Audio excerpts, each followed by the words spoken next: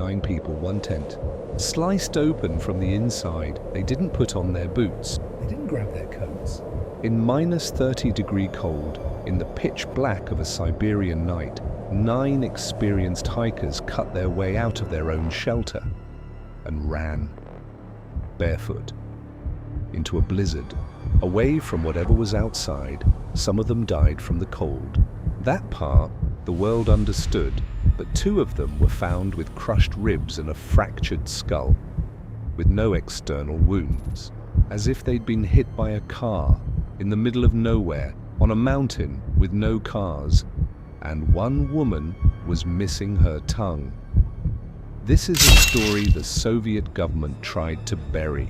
65 years later, we still don't have an answer that fits all the facts. Stay till the end, because the last theory on this list is the one investigators are the most afraid might be true.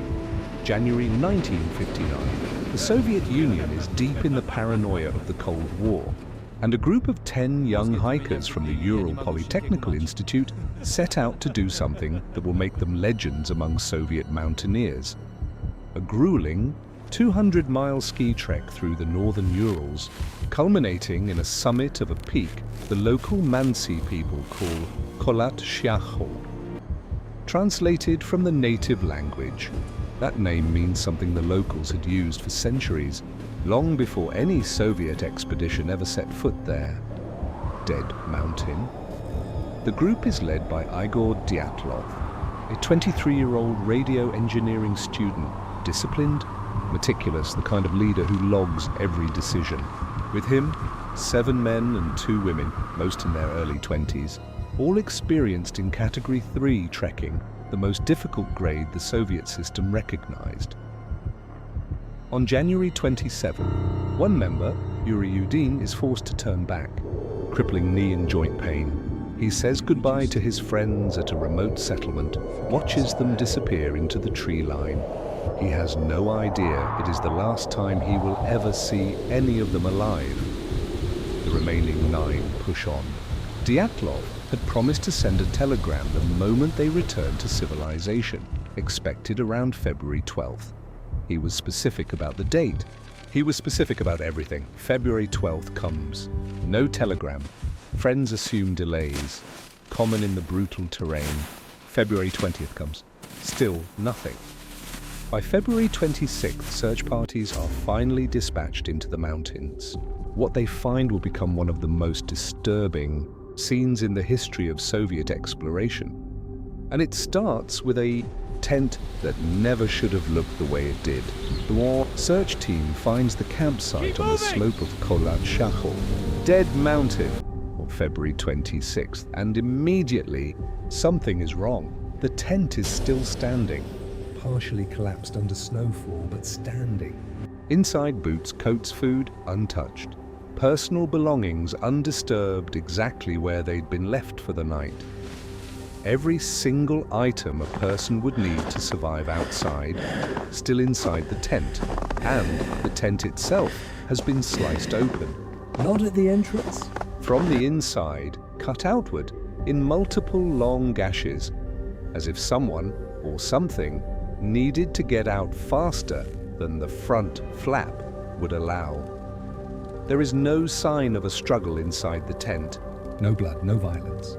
Just 9 sets of footprints, some barefoot, some in socks, 1 or 2 in a single shoe, leading away from the campsite, down the mountain, toward the tree line more than a mile away.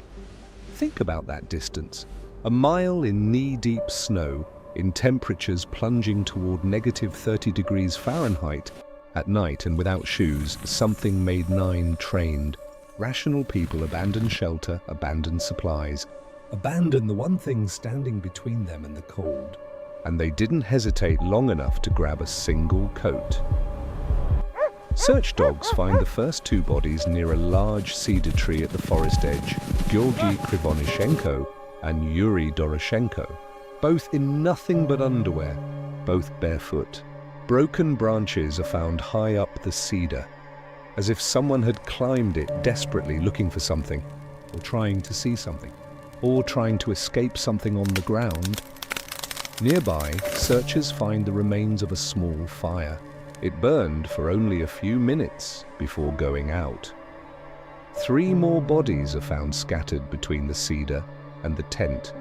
Dyatlov himself, Zinaida Kolmogorova, and Rustem Slobodin, each in a position that suggests they collapsed while trying to crawl back toward the tent, back to safety. Too late, that's 5 bodies. It will take investigators over 2 more months until the snow finally melts in May to find the final 4. And when they do, what they discover will make the first 5 deaths look almost gentle by comparison. By late spring, searchers using probes finally locate the remaining 4 hikers, buried under 12 feet of snow, inside a ravine nearly a quarter-mile from the cedar tree. And this is where the case stops looking like a tragedy and starts looking like something else entirely.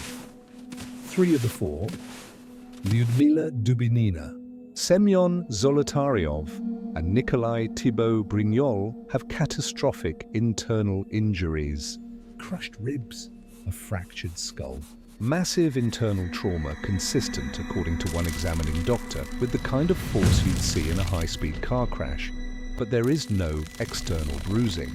No broken skin, no sign of a blunt object. Whatever crushed their bodies did it without leaving a mark on the outside. And then there's Lyudmila Dubinina. Her eyes are missing. Her tongue is gone, entirely removed, along with part of her lips. And she is wearing clothing cut from the burned remains of Krivonishenko and Doroshenko's clothes, the 2 who died first. As if, in her final minutes, freezing and injured, she was stripping the dead to survive. Official post-mortem lists the eye and tongue loss as the result of decomposition and small animal predation in the ravines. Meltwater? Not everyone on the investigating team believe that there's more. Some of the hikers' clothing is later found to carry abnormal levels of radioactivity, far beyond what should be present on ordinary hikers. No one has ever fully explained why. Witnesses from villages dozens of miles away report seeing strange orange lights in the sky over the mountains on the night the hikers died. Lights some described as glowing spheres moving with purpose, not falling like a meteor, but hovering. The Soviet investigation is closed within months. The official cause of death for all 9, a compelling natural force. No further explanation given. The case files are sealed. The mountain itself is closed to hikers for the next 3 years. A government does not seal a file, silence a mountain, and write compelling natural force on a legal document unless someone, somewhere, does not want the real answer. 4 theories are about to make you question everything.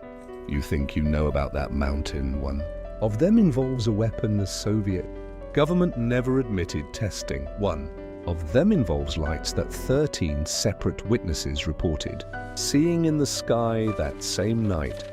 Lights that don't behave like anything falling from space. And one of them, the one investigators still won't fully rule out, has nothing to do with weapons or weather or any explanation science has a name for. If you want to know which theory the evidence actually points to, you're going to need to be here when part 2 drops. Hit subscribe now and turn on notifications, because this week we open that sealed file. And once you see what's inside, Dead Mountain is going to earn its name all over again.